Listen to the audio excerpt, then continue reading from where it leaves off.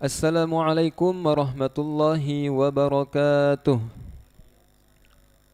Selamat malam para pendengar RRI Pro 1 Palembang dimanapun Anda berada. Kembali kita akan melanjutkan Tadarus Al-Quran bersama santri dari Pondok Pesantren Ahlul Quran Palembang, Sumatera Selatan. Pada malam ini, Tadarus Al-Quran akan dimulai pada surah An-Naml pada ayat ke-56. Kami ulangi, pada malam ini Tadarus Al-Quran akan dimulai pada surah An-Naml pada ayat ke-56. Baik, sebelum kita memulai Tadarus Al-Quran, marilah kita bertawassul kepada guru-guru kita terlebih dahulu. Al-Fatihah binatil qubul wal-futuh wal-munassalamah wa ila hadrati Sayyidina wa Habibina wa syafi'ina wa qurratina Sayyidina Rasulullah sallallahu alaihi wasallam wa alihi wa azwajihi wa lil baiti summa ila jamil awliya wal ulama wa syuhada as-salihin. Sanilaka ya madadin cimin kagusnin cim. Bisiril Fatihah. A'udzu billahi minasy syaithanir rajim. Bismillahirrahmanirrahim. Alhamdulillahi rabbil alamin. Ar-Rahmanir Rahim. Maliki yaumiddin. Iyyaka na'budu wa iyyaka nasta'in. Ihdinas siratal mustaqim. Siratal ladzina an'amta 'alaihim ghairil maghdubi 'alaihim waladdallin. Amin. Rabbi ighfirli wa liwalidayya wa lil mu'minina amin ya rabbal alamin. Bismillahirrahmanirrahim. فما كان جواب قومه إلا أن قالوا أخرجوا آل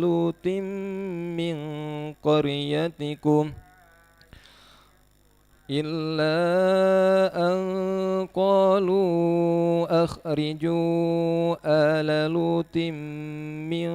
قريتكم إنهم أناس يتطهرون فأنجيناه وأهله إلا امرأته قدرناها من الغابرين وأمطرنا عليهم مطرا فساء مطر المنذرين قل الحمد لله وسلام على عباده الذين اصطفى الله خير أما يشركون أمن خلق السماوات والأرض وأنزل لكم من السماء ماء فأنبتنا به حدائق ذات بهجة ما كان لكم أن تنبتوا شجرها أإله مع الله بل هم قوم يعدلون أمن جعل الأرض قرارا وجعل خلالها أنهارا وجعل لها رواسي وجعل بين البحرين حاجزا أإله مع الله بل أكثرهم لا يعلمون أمن يجيب المضطر إذا دعاه ويكشف السوء ويجعلكم خلفاء الأرض أإله مع الله قليلا ما تذكرون أمن يهديكم في ظلمات البر والبحر ومن يرسل الرياح بشرا بين يدي رحمته أإله مع الله تعالى الله عما يشركون أمن يبدأ الخلق ثم يعيده ومن يرزقكم من السماء والأرض أإله مع الله قل هاتوا برهانكم إن كنتم صادقين قل لا يعلم من في السماوات والأرض الغيب إلا الله وما يشعرون أيان يبعثون بل ادارك علمهم في الآخرة بل هم في شك منها بل هم منها عمون وقال الذين كفروا أإذا كنا ترابا وآباؤنا أإنا لمخرجون لقد وعدنا هذا نحن وآباؤنا من قبل إن هذا إلا أساطير الأولين قل سيروا في الأرض فانظروا كيف كان عاقبة المجرمين ولا تحزن عليهم ولا تكن في ضيق مما يمكرون ويقولون متى هذا الوعد إن كنتم صادقين قل عسى أن يكون ردف لكم بعد الذي تستعجلون وإن ربك لذو فضل على الناس ولكن أكثرهم لا يشكرون وإن ربك ليعلم ما تكن صدورهم وما يعلنون وما من غائبة في السماء والأرض إلا في كتاب مبين إن هذا القرآن يقص على بني إسرائيل أكثر الذي هم فيه يختلفون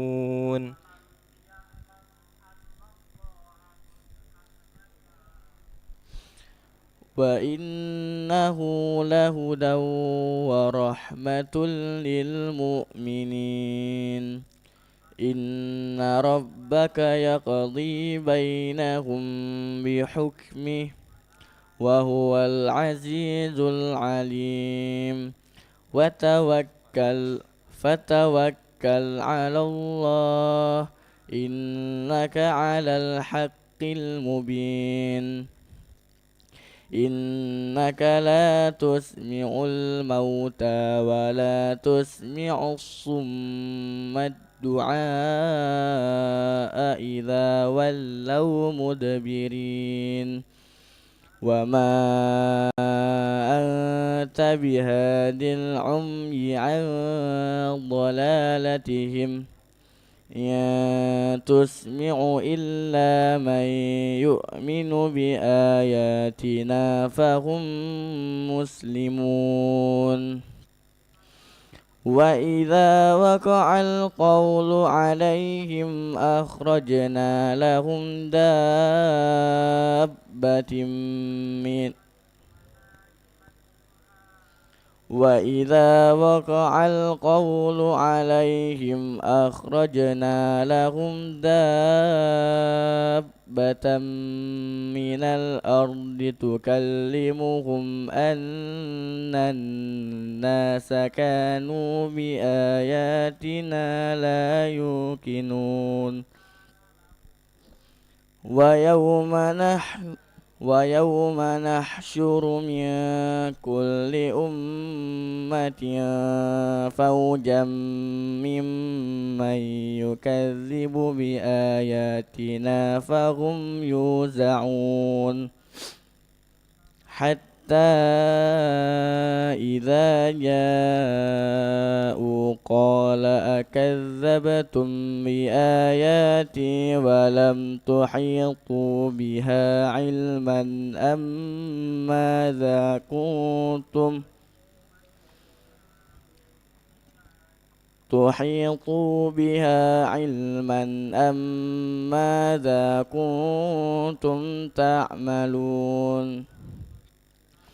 ووقع القول عليهم بما ظلموا فهم لا ينطقون ألم يروا أنا جعلنا الليل ليسكنوا فيه والنهار مبصرا إن في ذلك لآيات لقوم يؤمنون ويوم ينفخ في الصور ففزع من في السماوات ومن في الأرض إلا من شاء الله وكل أتوه داخرين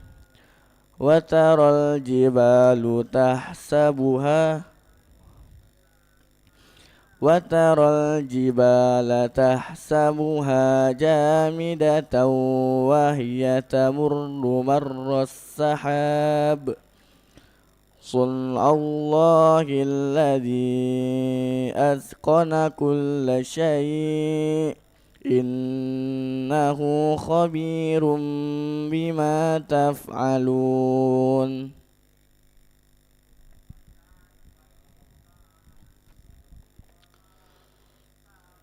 من جاء بالحسنة فله خير منها وهم من فزع يومئذ آمنون ومن جاء بالسيئة فكبت وجوههم في النار هل تجزون إلا ما كنتم تعملون إنما أمرت أن أعبد رب هذه البلدة الذي حرمها وله كل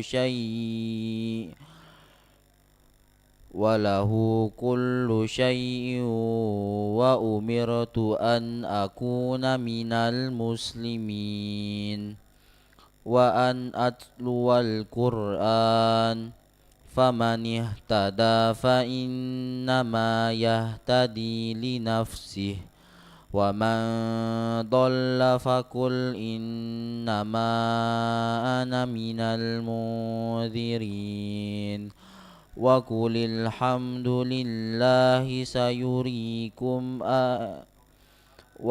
الحمد لله سيريكم آياته فتعرفونها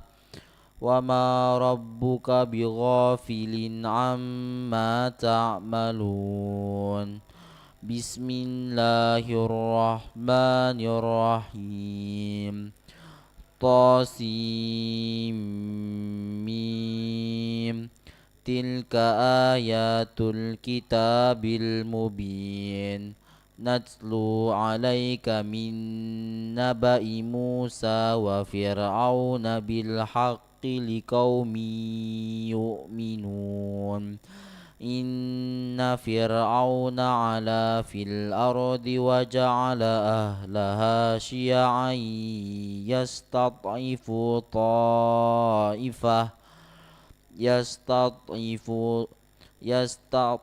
يستضعف طائفة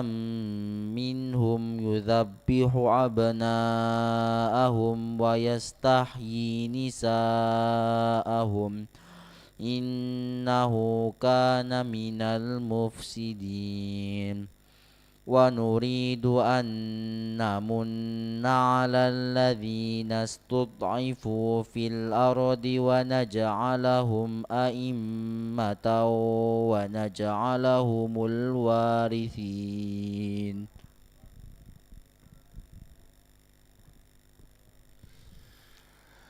ونمكن لهم في الأرض ونري فرعون وهامان وجنودهما منهم ما كانوا يحذرون وأوحينا إلى أم موسى أن أرضعيه فإذا خفت عليه فألقيه في اليم ولا تخافي ولا تحزني إنا رادوه إليك وجاعلوه من المرسلين فالتقطه آل فرعون ليكون لهم عدوا وحزنا إن فرعون وهامان وجنودهما كانوا خاطئين وقالت امرأة فرعون قرة عين لي ولك لا تقتلوه عسى أن ينفعنا أو نتخذه ولدا وهم لا يشعرون وأصبح فؤاد أم موسى فارغا إن كادت لتبدي به لولا أن ربطنا على قلبها لتكون من المؤمنين وقالت لأخته قصيه فبصرت به عن جنب وهم لا يشعرون وحرمنا عليه المراضع من قبل فقالت هل أدلكم على أهل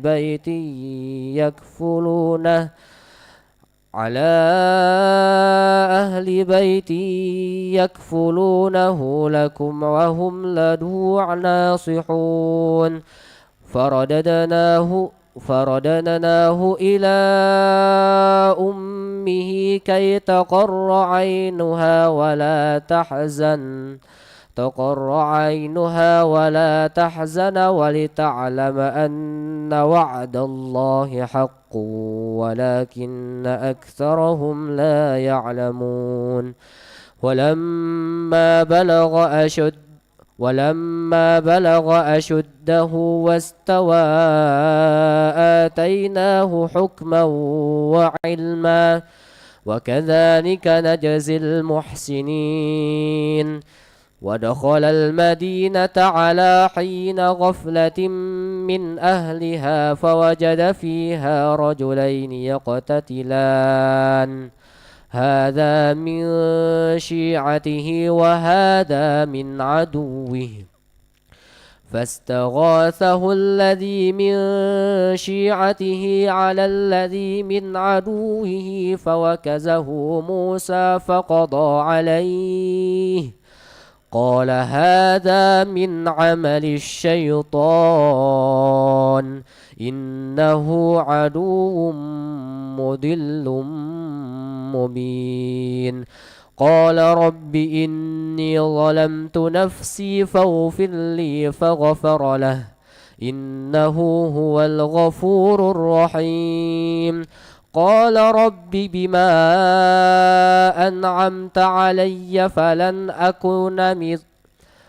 رب بما أنعمت علي فلن أكون ظهيرا للمجرمين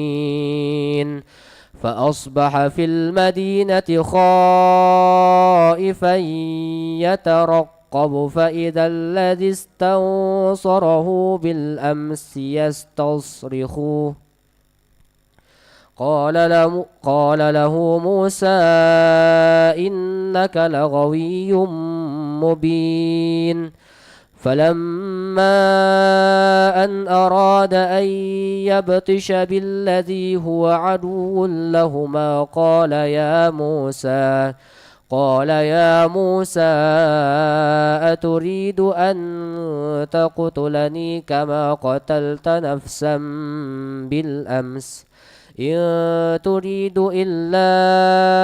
أن تكون جبارا في الأرض وما تريد أن تكون من المصلحين وجاء رجل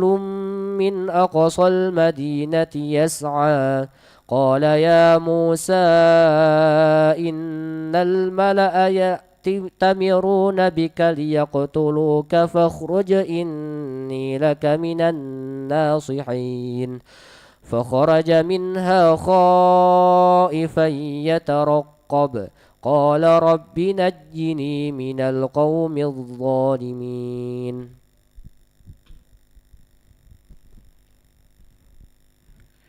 ولما توجه تلقاء مدين قال عسى ربي أن يهديني سواء السبيل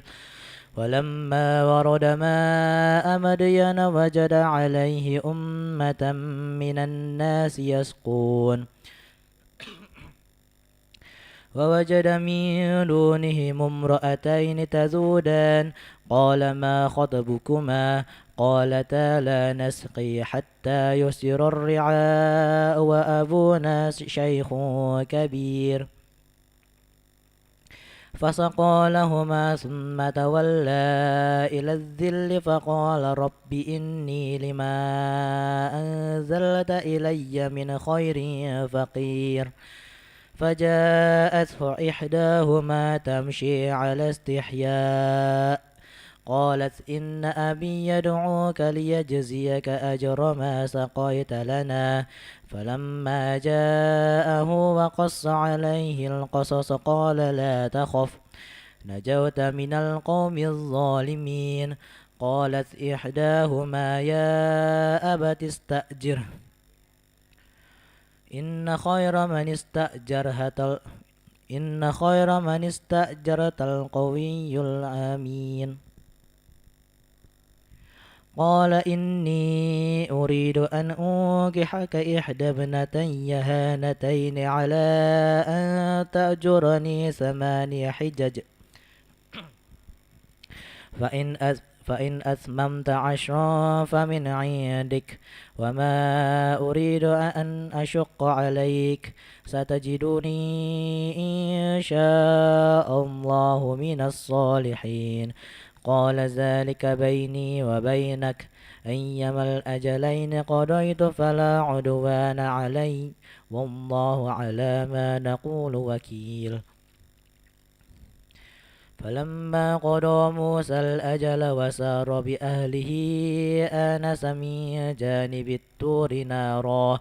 قال لأهلهم كثوا إني آنست نارا لعلي آتيكم منها بخبر أو جزوة من النار لعلكم تصطلون فلما أتاها نودي من شاطئ الوادي الأيمن في البقعة المباركة من الشجرة أن يا موسى إني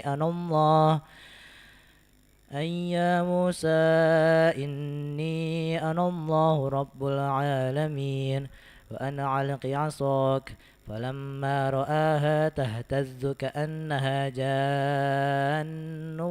ولا مدبرا ولم يعقب يا موسى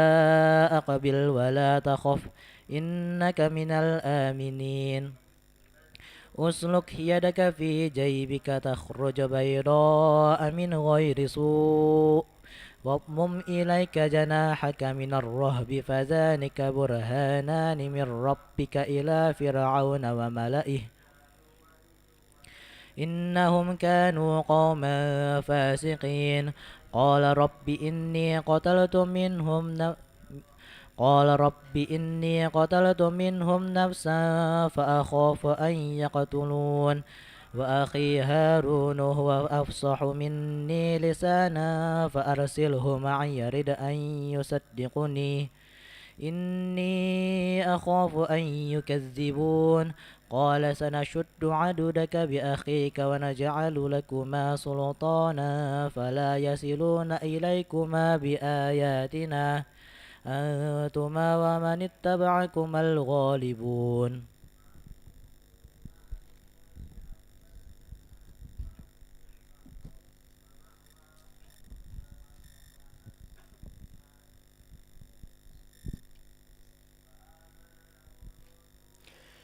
فلما جاءهم موسى بآياتنا بينات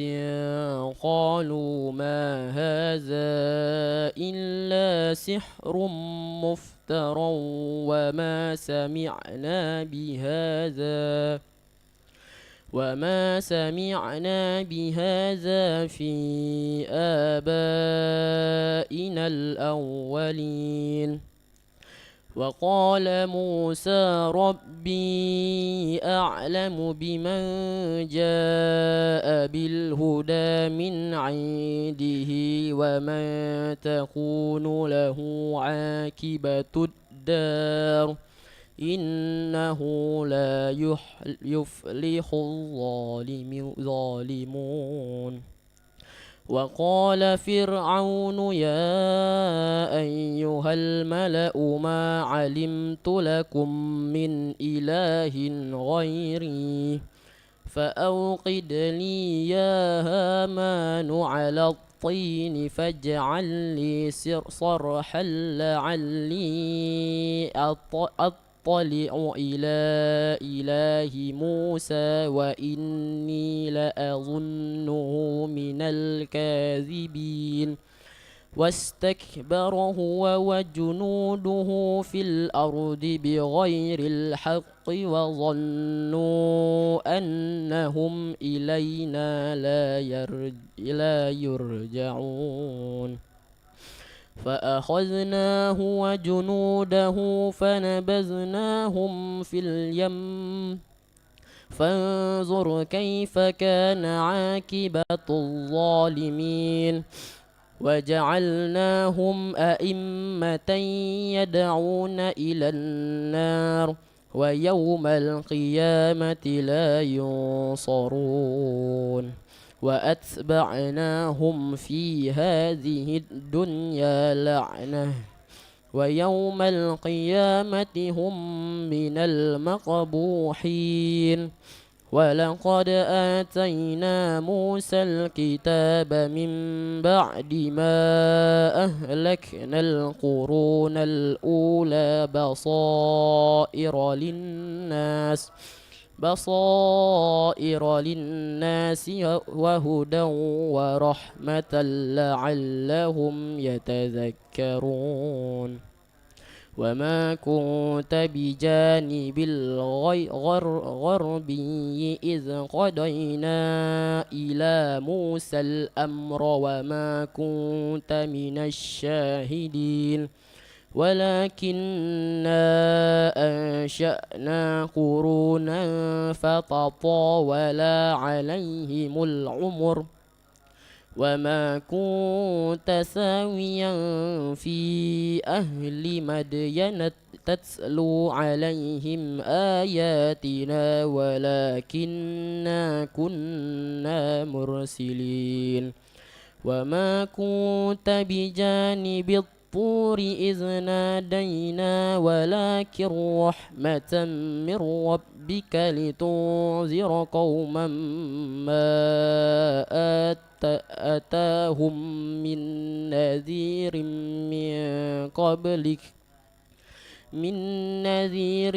من قبلك لعلهم يتذكرون ولولا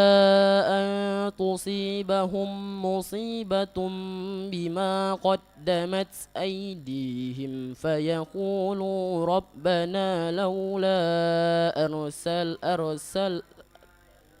ربنا لولا أرسلت إلينا رسولا فنتبع آياتك ونكون من المؤمنين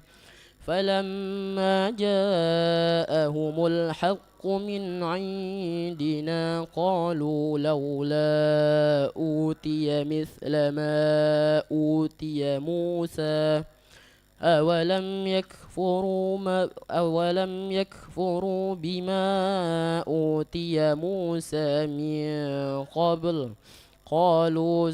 سحران تظاهرا وقالوا إنا بكل كافرون قل فأتوا بكتاب من عند الله هو أهدى منهما أتبعه إن كنتم صادقين فإن لم يستجيبوا لك فاعلم أنما يتبعون أهواءهم ومن أضل ممن اتبع هواه بغير هدى من الله إن الله لا يهدي القوم الظالمين ولقد وصلنا لهم القول لعلهم يتذكرون الذين آتيناهم الكتاب من قبله هم به يؤمنون وإذا يتلى عليهم قالوا آمنا به إنه الحق من ربنا إنا كنا من قبله مسلمين أولئك يؤتون أجرهم مرتين بما صبروا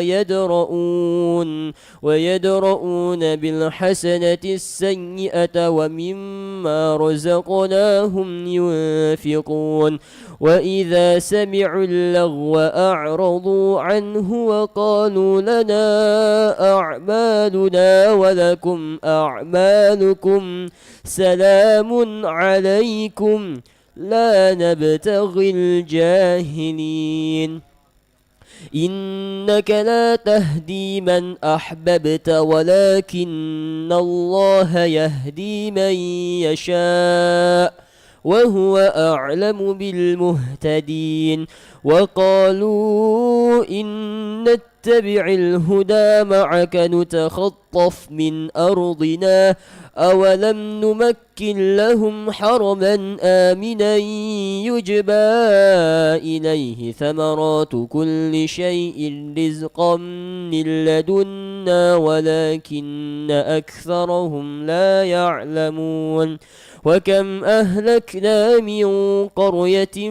بطرت معيشتها فتلك مساكنهم لم تسكن من بعدهم إلا قليلا وكنا نحن الوارثين وما كان ربك مهلك القرى حتى يبعث في أمها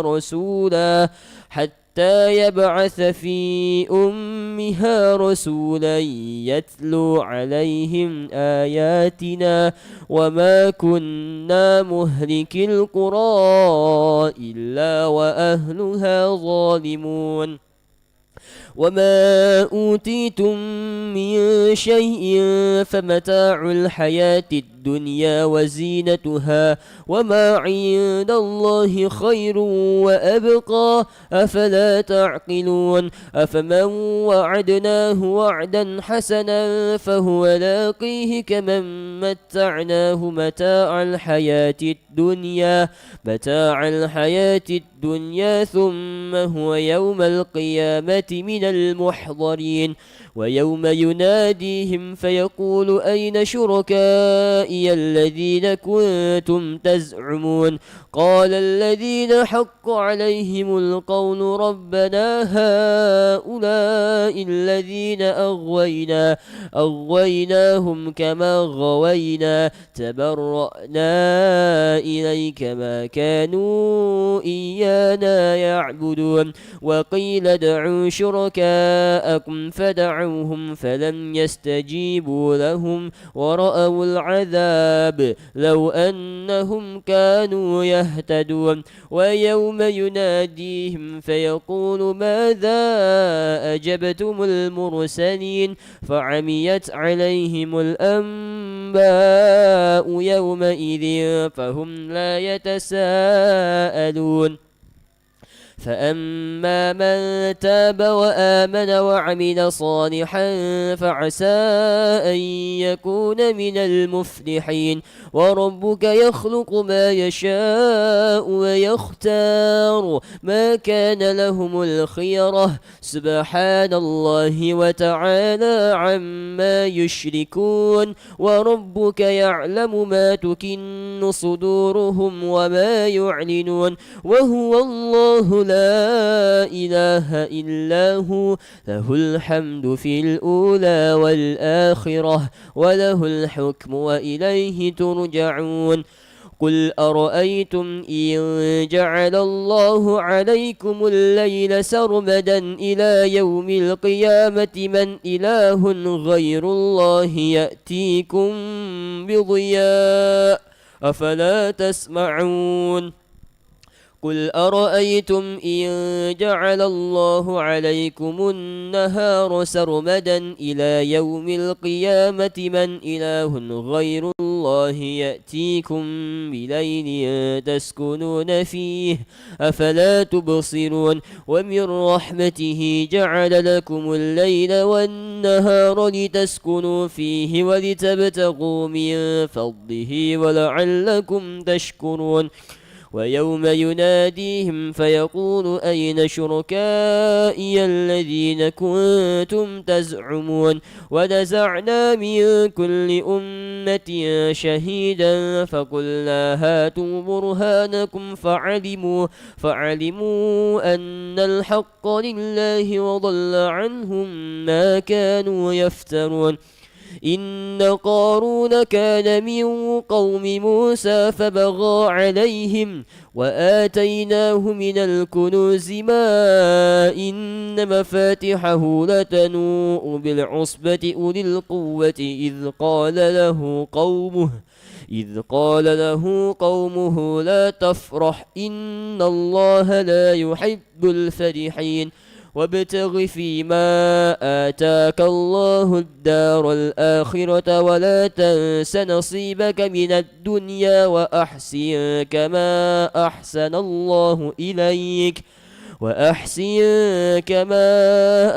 الله إليك ولا تبغ الفساد في الأرض إن الله لا يحب المفسدين قال إنما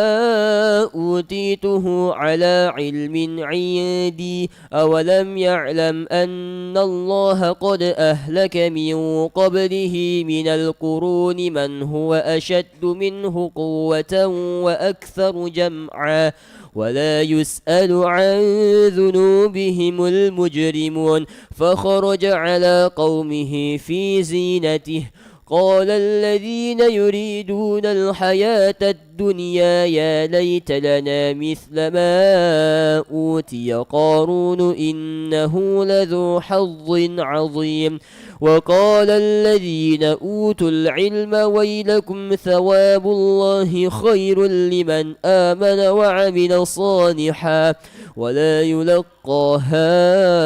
إلا الصابرون فخسفنا به وبداره الأرض فما كان له من فئة ينصرونه من دون الله وما كان من المنتصرين وأصبح الذين تمنوا تمنوا مكانه بالأمس يقولون ويك أن الله يبسط الرزق لمن يشاء من عباده ويقدر لولا أمن الله علينا لخسف بنا ويكأنه لا يفلح الكافرون تلك الدار الآخرة نجعلها للذين لا يريدون علوا في الأرض ولا فسادا والعاقبة للمتقين من جاء بالحسنة فله خير منها ومن جاء بالسيئة فلا يجزى الذين عملوا السيئات إلا ما كانوا يعملون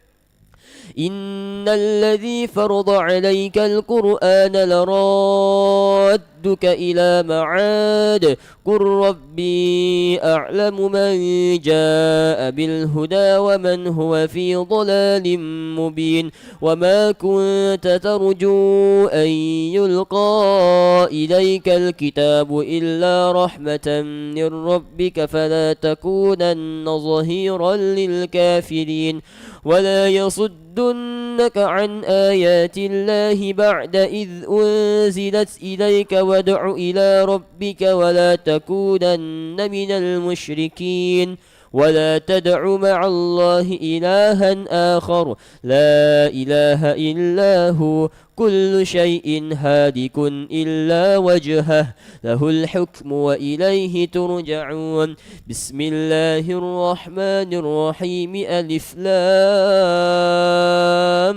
ميم أحسب الناس أن يتركوا أن يقولوا آمنا وهم لا يفتنون ولقد فتنا الذين من قبلهم فليعلمن الله الذين صدقوا وليعلمن الكاذبين أم حسب الذين يعملون السيئات أن يسبقونا ساء ما يحكمون من كان يرجو لقاء الله فإن أجل الله لآت وهو السميع العليم ومن جاهد فإنما يجاهد لنفسه إن الله لغني عن العالمين والذين آمنوا وعملوا الصالحات لنكفرن عنهم سيئاتهم ولنجزينهم أحسن الذي كانوا يعملون ووصينا الإنسان بوالديه حسنا وإن جاهداك لتشرك بي ما ليس لك به علم فلا تطعهما إلي مرجعكم فأنبئكم بما كنتم تعملون والذين آمنوا وعملوا الصالحات لندخلنهم في الصالحين ومن الناس من يقول آمنا بالله فإذا أوذي في الله جعل فتنة الناس كعذاب الله ولئن جاء نصر من ربك ليقولن إنا كنا معكم أوليس الله بأعلم بما في صدور العالمين وليعلمن الله الذين آمنوا وليعلمن المنافقين وقال الذين كفروا للذين آمنوا اتبعوا سبيلنا ولنحمل خطاياكم وما هم بحاملين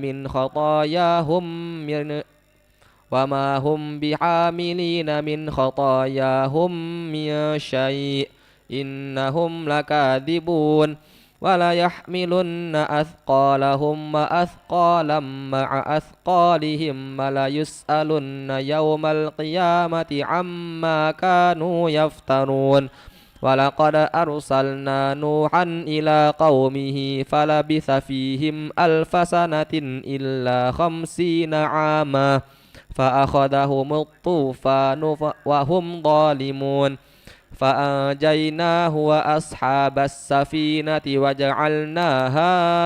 آية للعالمين وإبراهيم إذ قال لقومه اعبدوا الله واتقوه ذلكم خير لكم إن كنتم تعلمون إنما تعبدون من دون الله أوثانا وتخلقون إفكا إن الذين تعبدون من دون الله لا يملكون لكم رزقا فابتغوا عند الله الرزق واعبدوه واشكروا له إليه ترجعون وإن تكذبوا فقد كذب من قبلكم وما على الرسول إلا البلاغ المبين أولم يروا كيف يبدئ الله الخلق ثم يعيده إن ذلك على الله يسير قل سيروا في الأرض فانظروا كيف بدأ الخلق ثم الله ينشئ النشأة الآخرة إن الله على كل شيء قدير يعذب من يشاء ويرحم من يشاء وإليه تقلبون وما أنتم بمعجزين في الأرض ولا في السماء وما لكم من دون الله من ولي ولا نصير والذين كفروا بآيات الله ولقائه أولئك يئسوا من رحمتي وأولئك لهم عذاب أليم.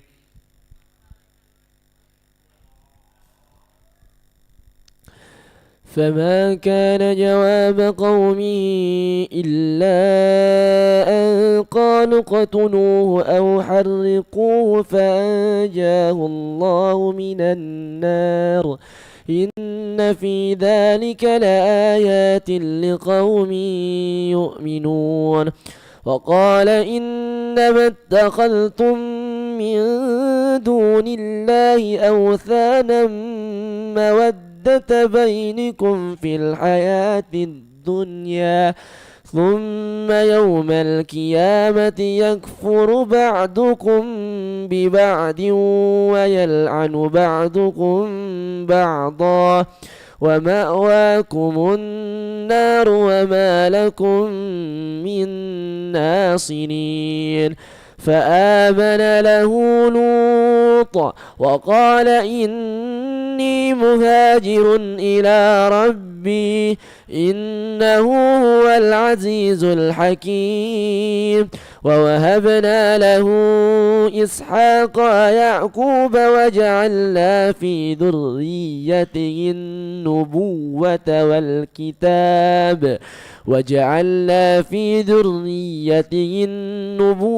والكتاب وآتيناه أجره في الدنيا وإنه في الآخرة لمن الصالحين.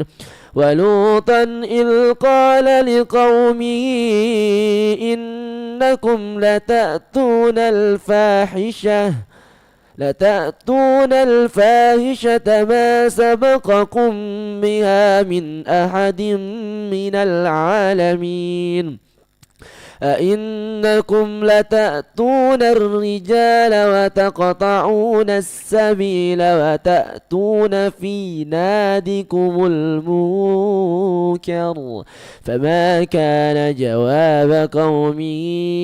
إلا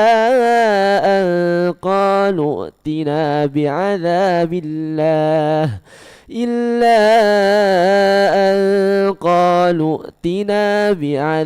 الله إن كنت من الصادقين. قال رب انصرني على القوم المفسدين.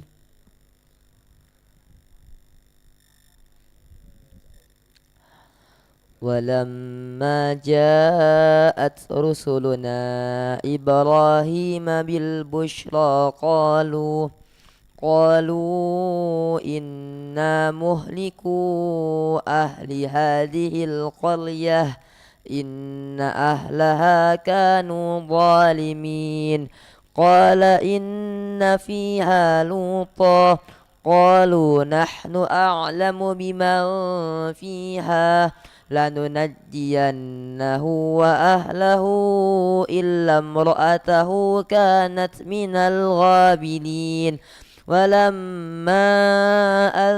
جاءت رسلنا لوطا سيء بهم وضاق بهم ذرعا وقالوا لا تخف ولا تحزن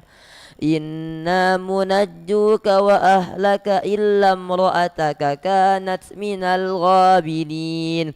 إنا منزلون على أهل هذه القرية رجزا من السماء بما كانوا يفسقون ولقد تركنا منها آية بينة لقوم يعقلون وإلى مدين أخاهم شعيبا فقال يا قوم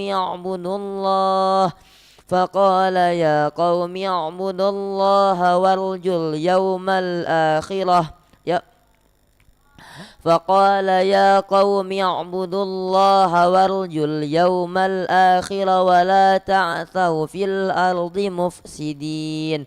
فكذبوه فأخذتهم الرجفة فأصبحوا في دارهم جاثمين وعادا وثمود وقد تبين لكم من مساكنهم وزين لهم الشيطان أعمالهم فصدهم عن السبيل وكانوا مستبصرين وقارون وفرعون وهامان ولقد جاءهم موسى بالبينات فاستكبروا في الأرض وما كانوا سابقين فكلا أخذنا بذنبه فمنهم من أرسلنا عليه حاصبا ومنهم من أخذته الصيحة ومنهم من خسفنا به الأرض ومنهم من أغرقنا وما كان الله ليظلمهم ولكن كانوا أنفسهم يظلمون مثل الذين اتخذوا من دون الله أولياء كمثل العنكبوت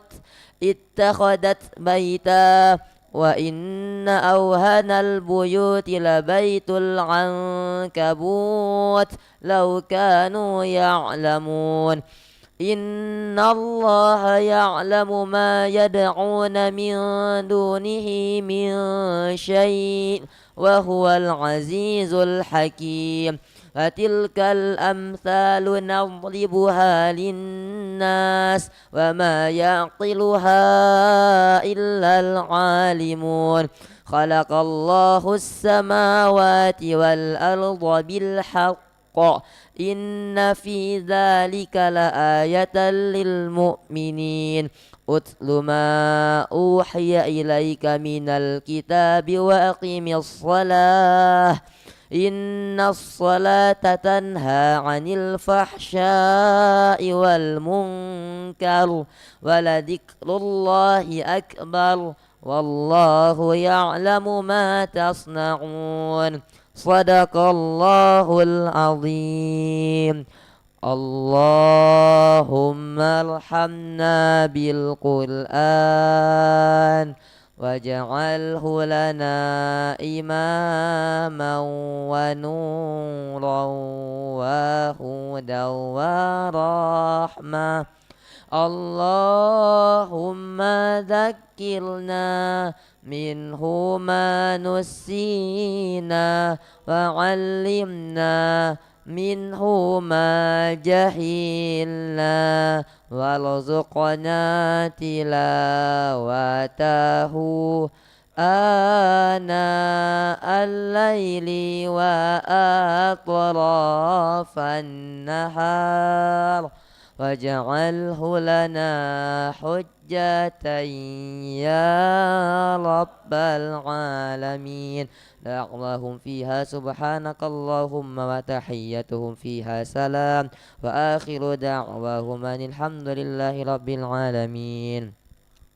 Alhamdulillah, Telah selesai kegiatan tadarus Al-Quran kita pada malam hari ini, malam tanggal 19 Maret tahun 2025 Masehi, atau yang bertepatan dengan malam ke-20 bulan Ramadan tahun 1446 Hijriah. Kami santri dari Pondok Pesantren Ahlul Quran mengucapkan terima kasih atas kebersamaan para pemirsa sekalian. Kami kembalikan ke studio untuk acara berikutnya. Kami akhiri. Assalamualaikum warahmatullahi wabarakatuh. Waalaikumsalam.